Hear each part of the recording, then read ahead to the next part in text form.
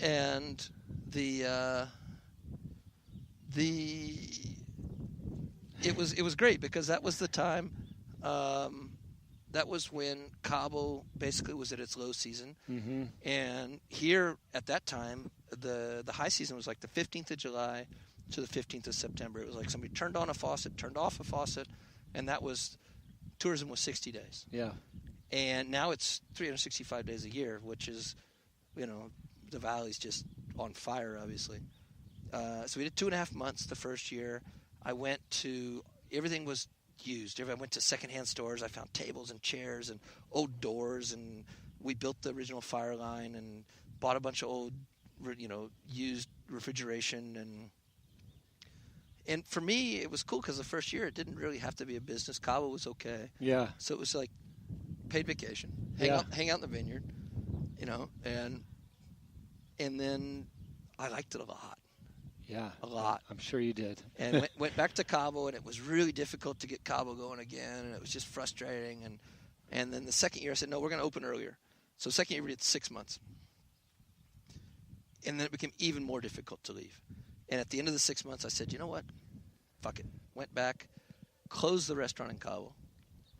Was going to rebrand it. We were going to try to do this hamburger joint or whatever, but just basically shut it down and made all the changes we needed to make to come back here full time. Yeah. And we've been open basically except for Christmas Day and New Year's Day every day since May of 2014. So 4 years now going strong. And that really motivated the growth as well, because all of a sudden we have our first winter. Didn't think about that. We're going full time. All right, well, now it's winter. Oh, boy, it rains in the winter. It's cold. So we built this structure. And the idea of the structure was, the house is all in receivers and all the beams are numbered. The idea was to take the house apart in the spring and put it back together in the winter. Interesting, okay. And we figured out that the people that built it, it took them a long time. So we said, we're not going to take the structure down. We're just going to take the hay bales away. So the first summer after being here full time, we just take the hay bales away.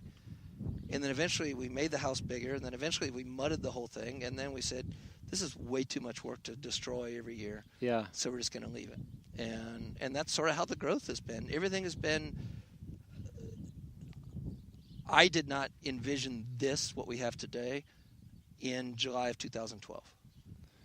It wasn't, on the radar. What's interesting about that, and I didn't realize that, but what you've accomplished here is absolutely beautiful. It works. It has all the workings of a wonderful restaurant and very comfortable. We have bathrooms now. I've used them. Good job. And they're relatively close. I don't know why I keep finding the bathrooms above the farm animals up there. Those are the old ones. That was our biggest complaint for a long time. Drew, the menu, and I've been fortunate. I've only ordered off the menu once, and that was my first visit here. I got to tell you, by the way, so we show up here. Eric's been telling me a whole bunch of times, we got to come. And, of course, I saw your stuff through Martelli, and we finally pull up your driveway. And I drop Eric off at the walkway. I said, I'm going to go down there and park, because we figured out, I got to park over there, right? By the time I parked and walked up here, he's talking to you, and you've got your smile and your personality I can see from across the room. I'm like, oh, shit, Eric knows Drew. I didn't know he knew Drew. Why didn't he just tell him we were coming, right? And I come over, and you shake my hand, and it's one of those man hugs, I'm like, hey, good to meet you, And I sit down, I'm like, I didn't know you knew Drew. And Eric goes, I don't. I just met him. Cool. And, well, I want to say that because I want people to realize that if they show up at your door, that's what they're going to get. And when we listen to the last... Probably depends on the day. No, I don't know.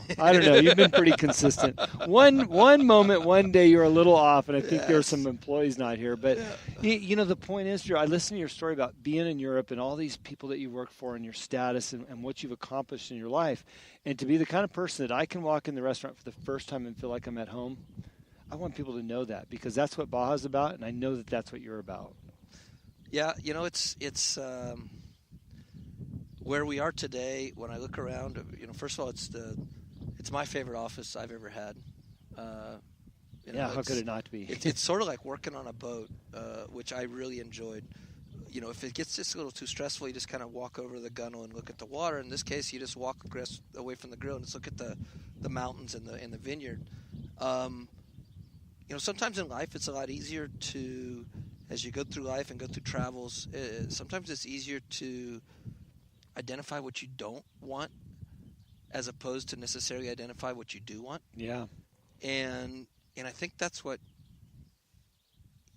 there's some real merit to just being a marathoner in life in that sense, because if you continue and continue and continue with this mule stubbornness, if you have a vision, you're eventually going to eliminate all the things you don't want. Even if you don't know what you do want, you're eventually going to get to a point, which is what happened with me here, is I got to a point, okay, I'm here, the spaceship basically lands and you get out, and you're on this beautiful ranch, and you start to go, I don't have anything to complain about it anymore. There's always operational daily things, but I stopped thinking about where's my next place I'm going to go. I stopped thinking about, I personally can't deal with this, or this is something that I don't want in my life. And it took me a couple of years to realize that I'd sort of gotten to a point where I wasn't crossing off things that I didn't want anymore, because I think, what's the old saying? It's how do you carve an elephant out of a big piece of stone, or what is it? You just chip away everything that doesn't look like an elephant. Yeah. Right. Or I think I combined two things. It's how do you eat an elephant, and how do you the sculpture guy and whatever. But it's like you peeled away the onion, though. You know what I mean? Sure. You peeled away the stuff that you don't want, and eventually you get to that part that's the best part. Right? If you like onions. Yeah, well, I do. Well, I do too. So it's and that for me was a real. My whole life I've been a guy that's had his whole life in 2 suitcases and ready to go at any point. Even if your job's great and you're doing fine, I got a phone call. Oh, they got a job in the Solomon Islands. I'm out of here. Yeah. Right. I mean, and I no longer. I don't even answer those emails anymore.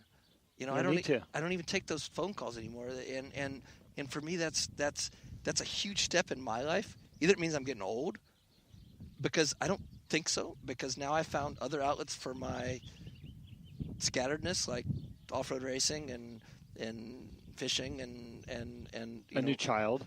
New child. That's Jack. It's easier to be in a race car. The making wine. Other things that are diversions. Maybe diversion is not the right word, but where you don't feel like you're a stone just sitting still. Where you just keep rolling.